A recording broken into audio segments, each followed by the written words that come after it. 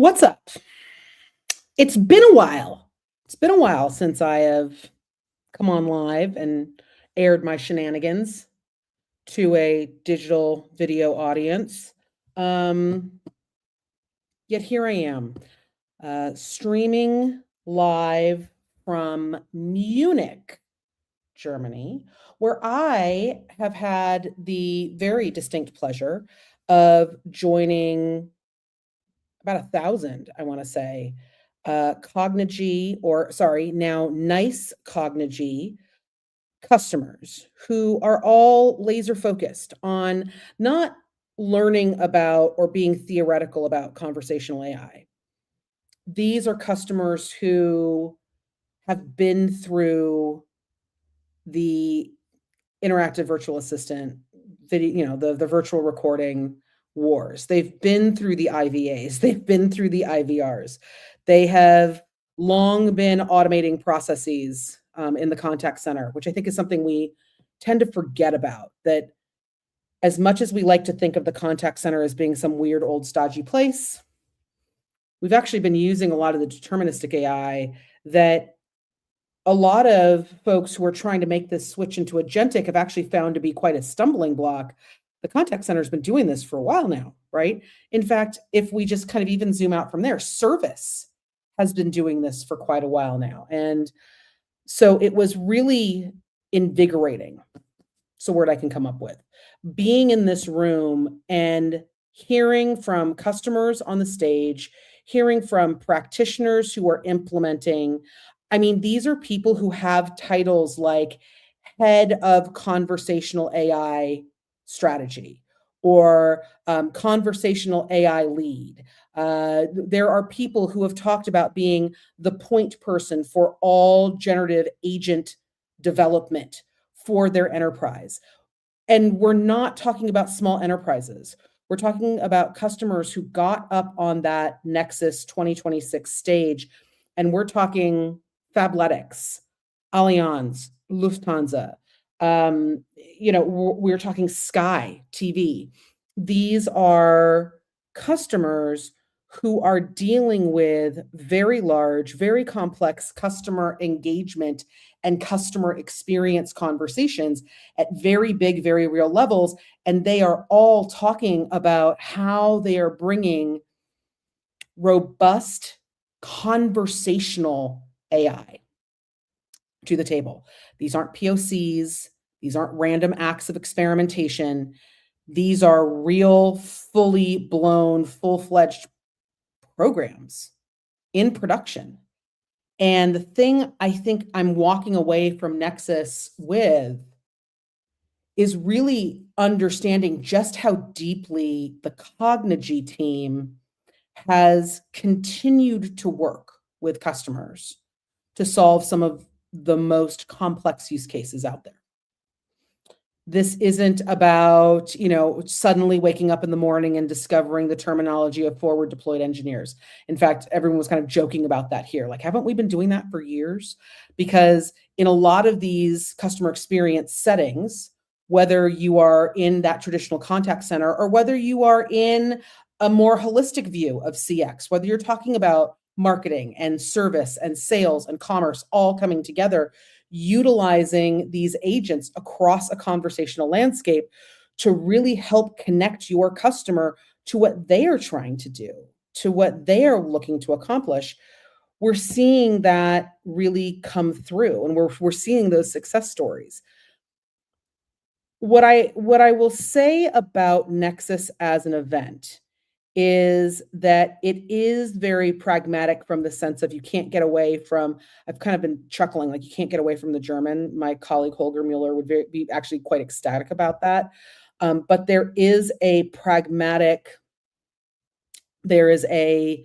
almost reserved enthusiasm, because I got to tell you, for these customers, and these are, whether they are customers of Cognigy or whether they are combined customers of NiCE and Cognigy, they've been looking at and building out conversational AI tools, but they're also drafting off the CX1 platform that brings that data, that brings all of those processes, that bring all the channels, that bring all the communications, that bring the calls, that bring the voice, that brings all of it, that really brings engagement to the table.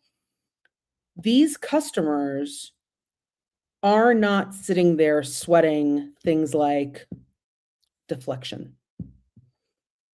Deflection is certainly something that they can measure. It's certainly something that they can track and say, look, we're actually delivering a better experience. We have had these issues resolved faster. Yes, they've been deflected, but they're not sitting there trying to, wringing their hands, wondering how we can get our agents to stop talking to our customers. They're actually doing the opposite. They're trying to find more ways that they can better connect their agents and their customers. How can we get their customers actually out of that rut of rage screaming agent or banging on zero to get to a human, because what they're really trying to do is solve a problem.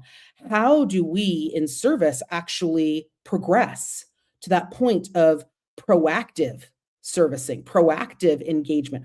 We've been talking about proactive for years.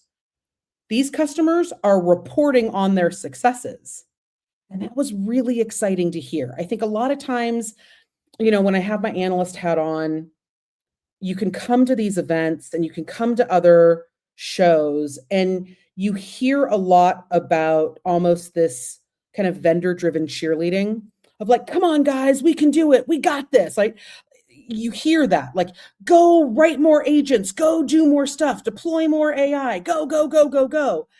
You don't get that. You don't get that here with NiCE Cognigy. What you get, which I think is really important to differentiate, you get that real world example. You get that sense that it's not that you can do this, but there's also a list of things that you probably shouldn't do, right? Don't go out and just deploy AI for the sake of deploying AI. Don't go and try to wrestle your way into creating more agents than your competition. There is this conversation that's happening here about how to strategize for what that next view is, how to strategize for what that conversation is. And I got to tell you, it was darn near liberating, right? Because instead of feeling like I'm somehow missing the boat, if I don't do this now, I'm going to be lost forever in the sea of business. You had a room full of customers thinking, okay, I did that first one. I can go start the next 10. I can actually move into production. I don't have to talk about why things fail. Instead, this was stage presentation after presentation, after panel, after presentation, talking about how you succeeded, right? And these customers, I got to tell you, these Cognigy customers, they are a community because they're up there sharing the exact secret sauce of how they got it done. They're so confident that even if they share that secret sauce, they're still going to have a differentiation because they are working with Cognigy, because they are working with NiCE in a very different way. They're up there, quite frankly, sharing slides that if I had seen it at any other stage, I would assume that there would have been a giant red confidential. I just assumed that everyone wanted to just keep it under wraps and just do one of those, well, we're doing kind of well. No, these customers are proud in all capital letters. And God, it was great to see. I think the other thing that I noticed really quickly across every single customer conversation was they all did something that I think is really important to call out. They didn't set out to deploy AI. Instead, they sat down, they zoomed out, and they actually figured out what business process they wanted to improve, and then asked the critical question of, could I do it with deterministic AI? Could I do it with workflow automation? Do I need to do it with conversational? They had a nuanced, strategic conversation about what, why, and how before they ever set out to bust into an agent orchestrator or an agent canvas or, to go do all the things. It wasn't about vibe coding for the sake of vibing. It was, yes, that's a tool in my toolkit. And I had to build some things and I had to buy some things, and I can vibe all of this stuff. But what I can't vibe is the strategy that needed to be determined before I got started. Super important to call out, because every single one of the customers that hit that stage actually told that story, whether they realized it or not.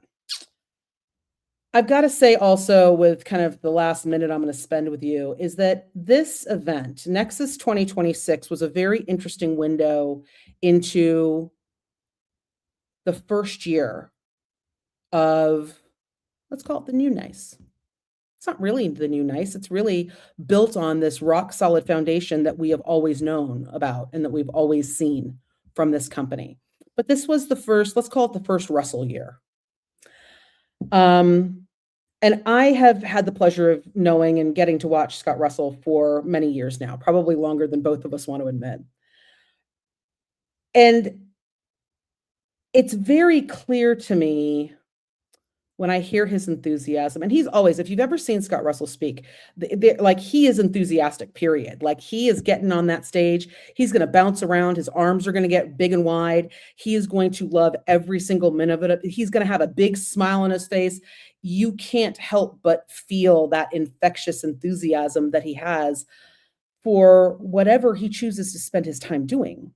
And right now, he is choosing to spend his time leading this rather large organization into its next era. And you see that very early on with the acquisition of Cognigy, but you also see it in how the acquisition of Cognigy has rolled out, how that binding, how that combination has really felt, how it keeps getting stickier, how the cultures melded. And because the cultures were so aligned between the two companies, they could move fast, they could integrate faster.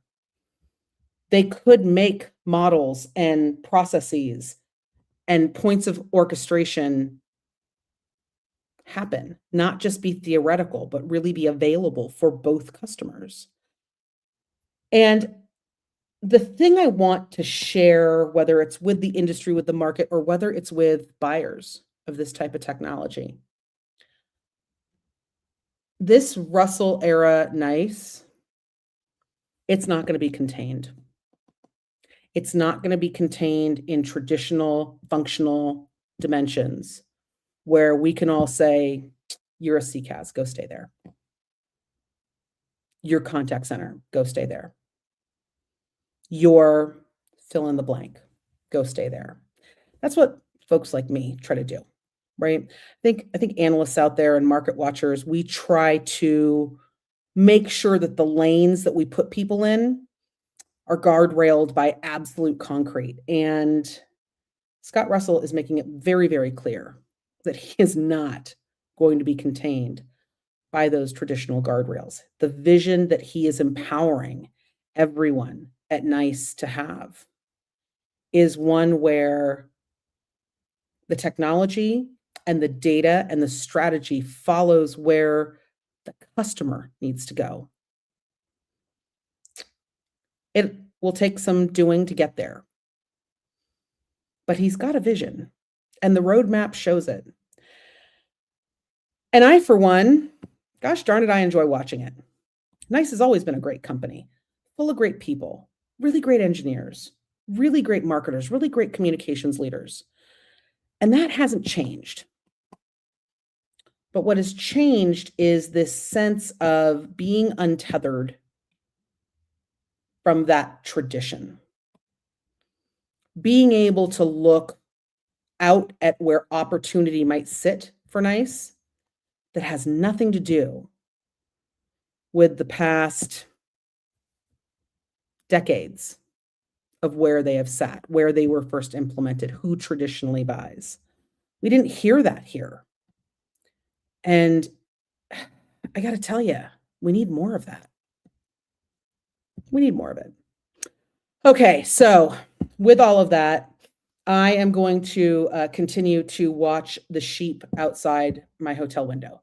There's this big field across the street, and it's like right before you get to the highway. And there's this big pack of sheep that are out there. And you know me, I'm LA city girl, but I'm watching these sheep run around like I've never seen an animal out on grass. It's kind of great. and they kind of like wobble. I know, I'm fascinated by the weirdest things, but, it might just be because I haven't slept all that much. Who knows? But to the NiCE Cognigy team who invited me to come out to Munich, thank you. Thank you. I needed the reset. And it's not that I needed the reset about NiCE. That's not the point here. I needed the reset that your customers gave me. I needed to hear that enthusiasm. I needed to hear the outcomes. I didn't need to hear days worth of conversations about how excited that AI did something where we sat and luxuriated in celebrating the outputs. Presentation after presentation, these are the people celebrating the outcomes. And I got to tell you, they're the ones that are going to differentiate. These are the organizations that are going to drive growth. They're going to drive everything from manufacturing time to pushing on that growth lever. And it was really great to hear. It makes me remember why I'm so enthusiastic about AI at the functional level. So, thank you. And to the rest of y'all, I will see you next time. I'm out.